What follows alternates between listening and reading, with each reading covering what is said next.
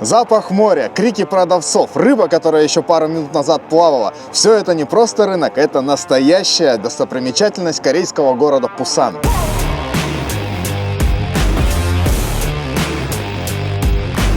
И сегодня мы прогуляемся по этому рынку, попробуем свежайшую рыбу, каких-нибудь морских гадов и, конечно же, расскажу вам про цены. Всем привет, друзья! С вами Денис Ким, вы на канале Foodcore. Устраивайтесь поудобнее и давайте начинать.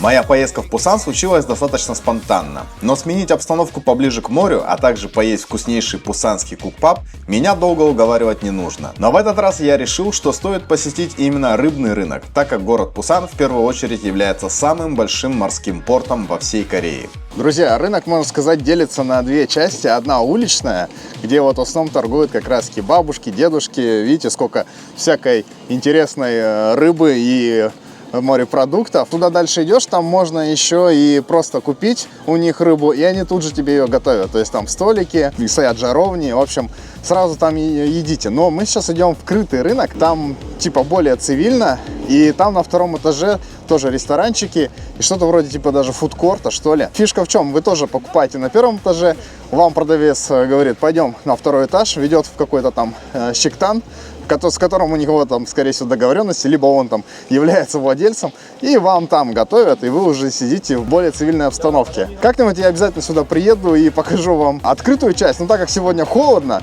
мы идем именно в крытую часть, в крытый рынок, и будем пробовать еду там. Итак, входим в рынок, и наверняка сейчас нас обдаст, да, запахом рыбы. Я бы сказал, даже не запахом, здесь прям воняет рыбой. Друзья, если вы смотрели мой ролик про сеульский рынок, морской именно рынок Норянджин, то обратите внимание, что очень сильно это все похоже на то место.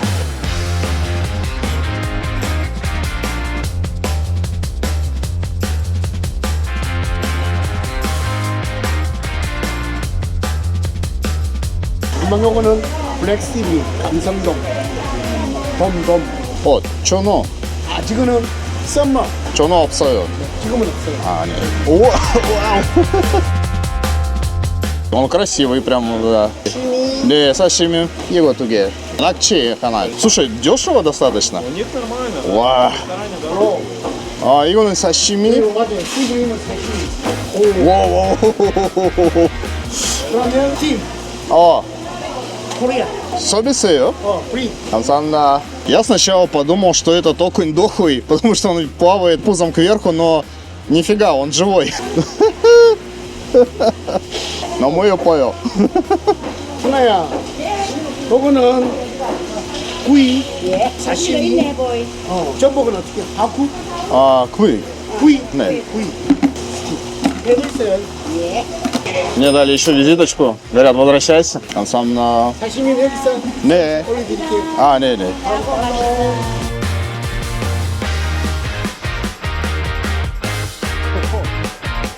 Мы поднялись на второй этаж, и знаете, все вот это вот пространство, оно выглядит как просто большой какой-то фудкорт. Я немножко расстроен, что мы не сидим у окна, потому что мы выбрали продавца внизу, у которого, на наш взгляд, был самый большой именно ассортимент, один из самых больших. Но, блин, к сожалению, у него нет знакомых, которые держат вон те места у окна. И поэтому мы сидим здесь. Но так или иначе, здесь все равно прикольно, здесь атмосферно. Кстати, ходят девушки и предлагают соджу бесплатно. И, я так понимаю, это, знаете, такая забавная пиар-акция именно маркетинговая, типа. Если вам интересно, мы готовы дать вам наш продукт попробовать бесплатно. Так что здесь еще можно на халяву набухаться.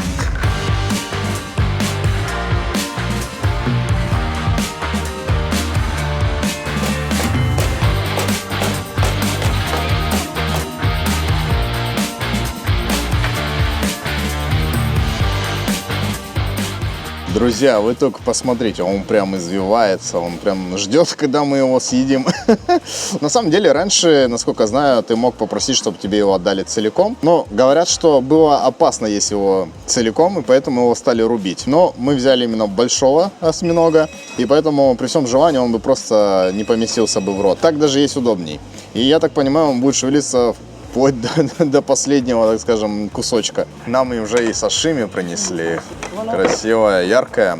Друзья, ну что, настало время попробовать еще нашего шевелящегося из осьминога. И тут же нам еще и принесли свежую нарезанную рыбу, именно в формате сашими. В корейской кухне это называется хве.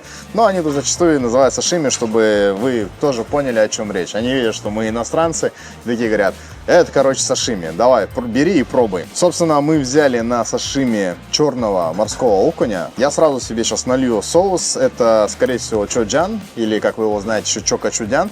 Но еще можно сюда добавить соевый соус, он тоже здесь присутствует. На столе, кстати, сразу же присутствуют рюмочки, если вдруг вы захотите купить соджу и, собственно, все это дело запить неким алкоголем. Но мы сегодня, скорее всего, будем без соджу. Могу сейчас показать, что я немного загрустил, да? Но на самом деле это не так. Это мой любимый соус. Я очень люблю его, когда ем сырую рыбу. И вообще не только рыбу, на самом деле. Как говорит моя сестра, с этим соусом можно даже камень съесть. Конечно же, я еще добавлю соевый соус. Сюда сразу же добавили еще васаби. Но я небольшой любитель васаби, если честно. Но в Корее любят васаби. И причем с васаби здесь едят вообще абсолютно все. И рыбу, и мясо, даже овощи какие-то они там тоже любят макать в васаби. Я не особо это понимаю. Так или иначе, давайте начнем пробовать. И мы попробуем первым делом нашего осьминога. Хочу взять какую-нибудь большую щупальцу. Блин, он прилип, он прям присосался. Я не могу его оторвать. Он шевелится даже в палочках. И он прилипает к палочкам. Просто взял и полез наверх. Все, макаем чуджан. Соус офигенный. Это щупальце цепляется за мою щеку. Я его сейчас хорошо прожую. Очень важно его проживать хорошо. Так вкуснее. Октопус. Да. Дяденька увидел, что наш осьминог лезет вверх по палочкам. Скажу честно, с этими металлическими палочками немножко неудобно есть его, потому что он еще и скользкий. И, короче, он мне дал деревянный, сказал: давай, держи деревянный, ешь его именно этими палочками. Давайте попробуем с деревянными. Он опять присосался к тарелке. Смотрите, я его прям отрываю. Сейчас он никуда от меня не скроется. Давайте сейчас макнем в соевый соус. Ой, смотрите, какая реакция его на соевый соус. Я видел много роликов, когда, знаете, целого осьминога поливали соевым соусом, он начинал вот так вот извиваться. И я вот только макнул его, и он сразу начал двигаться. Это очень забавно. Я откусил сейчас прям кусок щупальцы, и она прилипла. Именно этот кусок прилип к щеке. Второй кусок пытается прилипнуть к языку, но язык тоже скользкий, нифига у него не получается. Не, у него получилось. К зубам он тоже присосался. Очень забавное, на самом деле, ощущение. На первый взгляд это выглядит немножечко противно. Но ничего противного в этом нет, друзья, поверьте. Первое впечатление, что в Пусане дешевле, чем в Сеуле, но на самом деле это обманчивое ощущение, потому что, много что дешевле в Пусане, я имею в виду, если сравнивать с Сеулом, но конкретно рыба, я бы сказал, наверное, не сильно дешевле. По крайней мере, на этом рынке я не сильно почувствовал разницу. Итак, настало время попробовать нашу сырую дораду. Смотрите, она достаточно симпатичная, красивая такая вот, знаете, прозрачная, практически очень тонко ее нарезают здесь. Обычно ее едят именно вот с этим соусом чокачудян. Но первым делом я предпочитаю макнуть именно в соевый соус. Таким образом, мы не сильно перебьем вкус, а наоборот его, так скажем, раскроем. Ну, давайте пробовать. Знаете, я не такой большой любитель морепродуктов. Не скажу, что я в них и в том числе знаток. Но рыба вкусная. Но она сырая. Сложно оценивать вкус сырой рыбы, потому что зачастую, вот, особенно вот эта белая рыба, она, на мой вкус, она почти вся одинаковая. Кто-то может поспорить со мной. И я даже не буду претендовать на истину. Я не эксперт в этой области. Вот красная рыба мне нравится больше. Именно лосось, который выращен вот именно искусственно, потому что он там без всяких паразитов и так далее. Но вот белая рыба достаточно странная история. Даже несмотря на то, что эта рыба достаточно дорогая. Нам вот эти вот морепродукты, кстати говоря, обошлись дешевле. Морские ушки недорогие вышли. Осьминог тоже вышел там какие-то копейки. Но так или иначе, вот эта рыба, она такая дорогая. Еще здесь в Корее принято хве есть именно с листьями салата. То есть, знаете, как в этом корейском именно барбекю, когда вы мясо едите. Рыбу здесь тоже так едят. И, собственно, достаточно просто. Вы берете лист салата, они здесь, видите, такие даже специально небольшие. Кладете сюда один либо два кусочка рыбы. И, конечно же, вот этот красный соус, чокачудян. Я еще всегда люблю класть чесночок. Все это дело заворачиваете и едите. Что-то в этом есть. Очень даже вкусно. Несмотря на то, что здесь свежайшая рыба, которая вот буквально 5 назад еще плавала в аквариуме, свежий лист салата, этот потрясающий соус, невероятная синергия вкуса.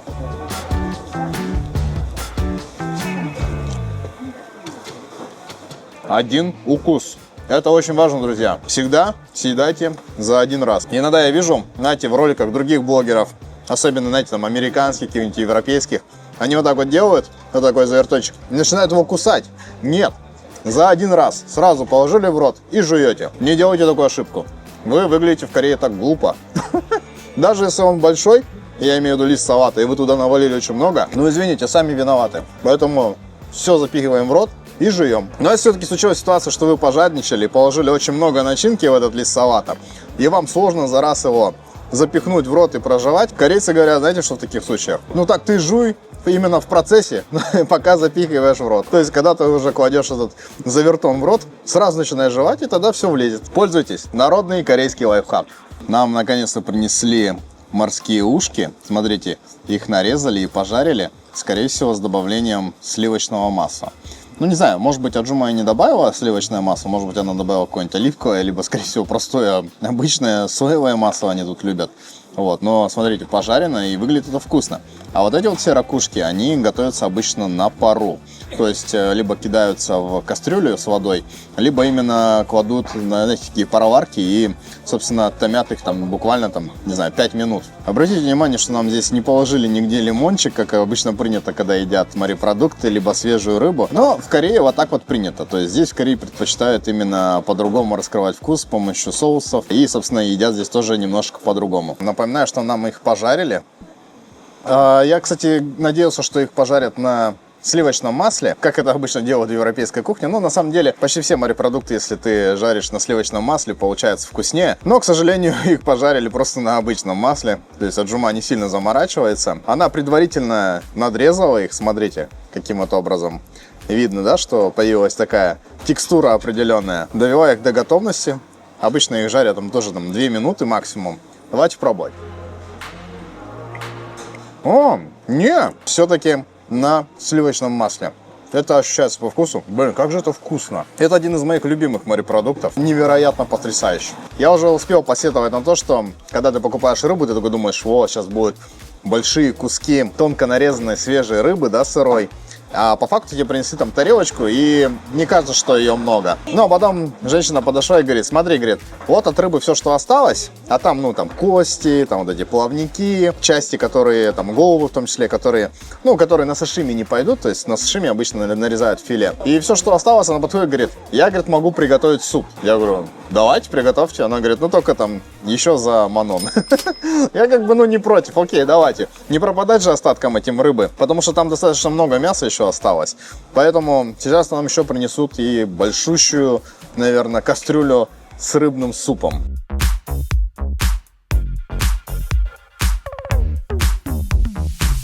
Вау, вы посмотрите на вот эту вот горячую рыбу. Ее пожарили нам.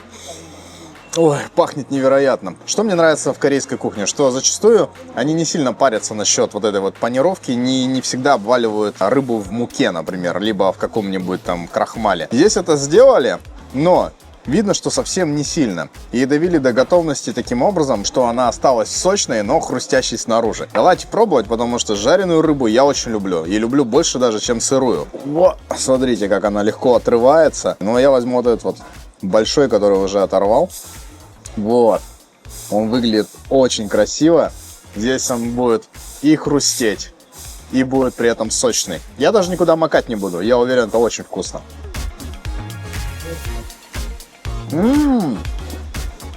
А еще, знаете, посолено идеально. Эта женщина просто на опыте. Вообще сделала все классно. Я не люблю досаливать. Я люблю, когда блюдо, вот оно какое есть, оно уже должно быть доведено до того вкуса, который предполагается. Поэтому вот эти все истории о том, что соль кладите на свой вкус, если что там досолите, это не про меня. Я не люблю так. Я сразу делаю выводы о квалификации повара, либо там целого заведения. Тут бабуля постаралась и сделала просто идеально все по соли. Честно скажу, очень вкусно. Как моя бабушка готовила. Я, наверное, сейчас просто сосредоточусь именно на этой рыбе. У нас тут уже еще есть ракушки всякие. Я, кстати, не знаю, что это за ракушки. Я так понимаю, это гребешки. Их нам просто приготовили на пару. Их отрезали нам полностью от этого панциря. Все, что нужно сделать, это либо макнуть куда-нибудь, либо таким образом просто съесть. Это реально гребешок. Блин, он такой вкусный. Это что, он прям в мантии? Да, это прям в мантии. Они, короче, не отделяют здесь именно вот этот язычок, да, от мантии. Они прям готовят его вместе. Сырым гребешок я могу есть. Он очень вкусный, именно вот этот язычок. Но мантию я вообще терпеть не могу. Я однажды попробовал, меня чуть не вырвало. Но вот так я готов есть. Вот так приготовлен на пару, очень вкусно.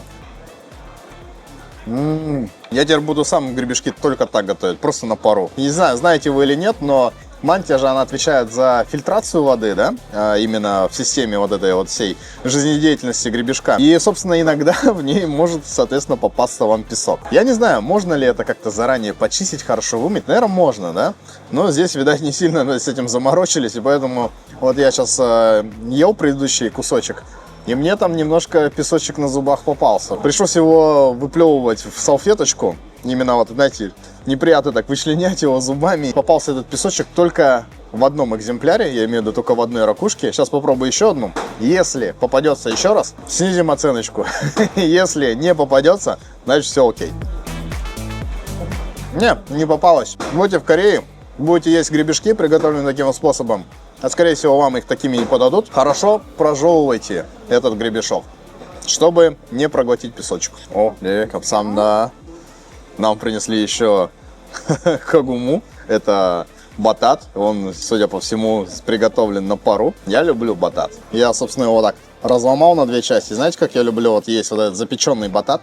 Я беру его вот так вот разламываю, сверху кладу небольшой кусочек кимчи и вот таким вот образом ем. Сочетание просто божественное. Особенно, когда батат горячий. Знаете, в чем прелесть запеченного батата? Не в том, что он сам по себе вкусный, а то, что он внутри становится практически как пюре. И когда ты ешь это вместе с кимчи, получается невероятное сочетание. Ну, лично мне очень нравится. Я прям так обожаю. Попробуйте вы как-нибудь, если вдруг у вас есть батат и кимчи, которые вы приготовили по моему рецепту. Я уверен, вам понравится. Смотрите, нам не очень хорошо порубили осьминога. И он, смотрите, какой большой кусок. И я не могу его оторвать от тарелки. Он, смотрите, он прям прилип. Во. Но я не знаю, смогу я это запихать в рот или нет. Очень большой кусок, очень. Я, наверное, не рискну. Я, наверное, попрошу ее все-таки доделать работу, потому что, ну как это? Как это есть? Блин, он снова прилип. Во, все, подобрал. Ну или давайте я его попробую целиком. Чтобы вы понимали, он реально большой.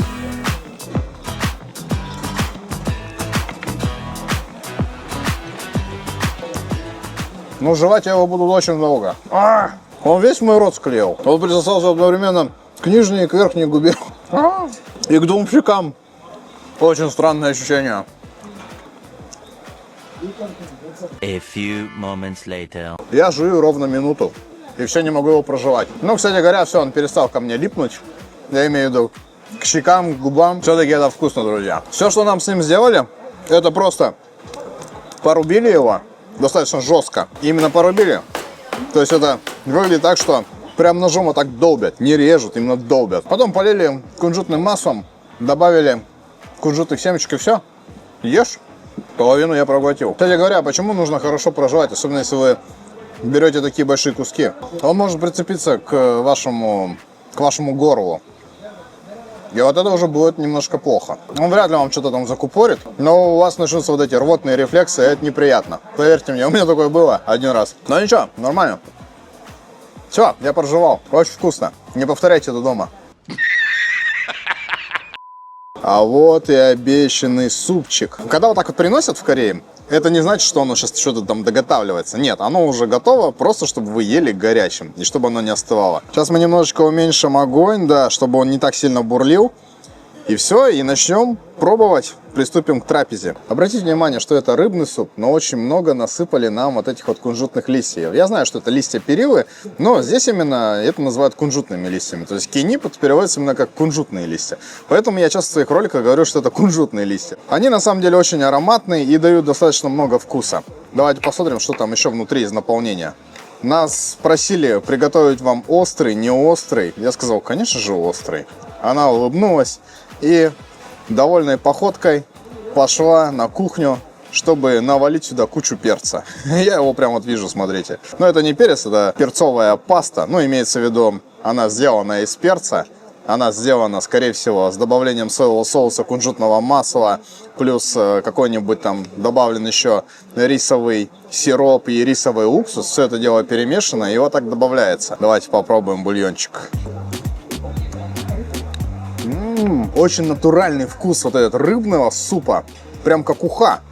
Но только вот с корейским колоритом, потому что есть вот эта вот остринка. Мне очень нравится, что вот эта вот острая паста, она не перебивает вкус. То есть она не меняет вкус вот этот рыбный. То есть нет здесь вот этого сильного вкуса кочудяна, потому что его здесь, кстати говоря, нет. Я очень удивлен. Обычно в такие супы добавляют кочудян. Поэтому это очень вкусный суп. Я уже пожалел, что сегодня моя трапеза без соджу. Но я сегодня не один. Со мной напарник. Со мной сегодня мой друг Андрей. Привет. И вот он, к сожалению, не пьет сегодня, потому что у него была тренировка, где он там травмировал немного свои мышцы, говорит, это будет мешать его восстановлению. Но он обещал, что в следующий раз мы пойдем в открытую часть рынка, и он знает там каких-то бабушек, которые готовят вот в том числе и вот такие вот вещи.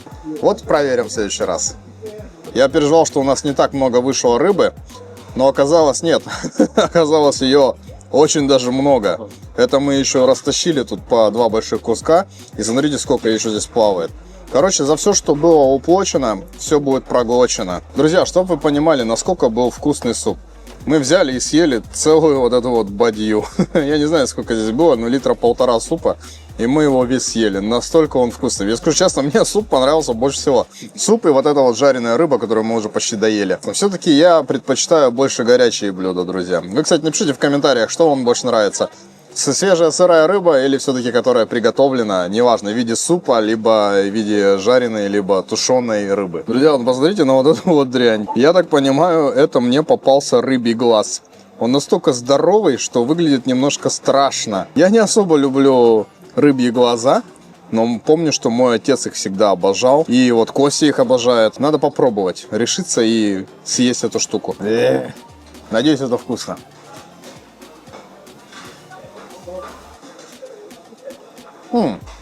Не дурно. Но вот зрачок что-то не жуется. Вот это вот. На вкус та же рыба, просто желеобразная. Короче, вердикт таков, не дурно. Странно, что я раньше не хотел есть. Меня, вы знаете, отталкивал внешний вид. И скажу вам так, зря. В принципе, если отбросить все мысли, что это вот этот противно выглядящий рыбий глаз, очень даже вкусно.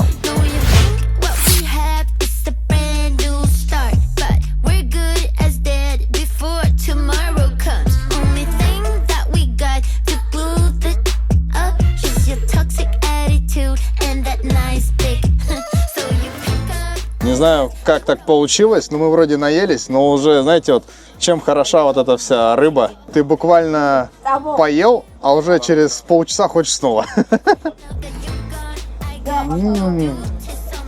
Обожаю омук, но здесь в Пусане его называют оден. А еще бабуля, мы ей очень понравились. Но она сказала, что людей из России она немножко боится. Она объяснила, что русские люди громко говорят и страшно говорят. Вот. Поэтому, друзья, имейте в виду.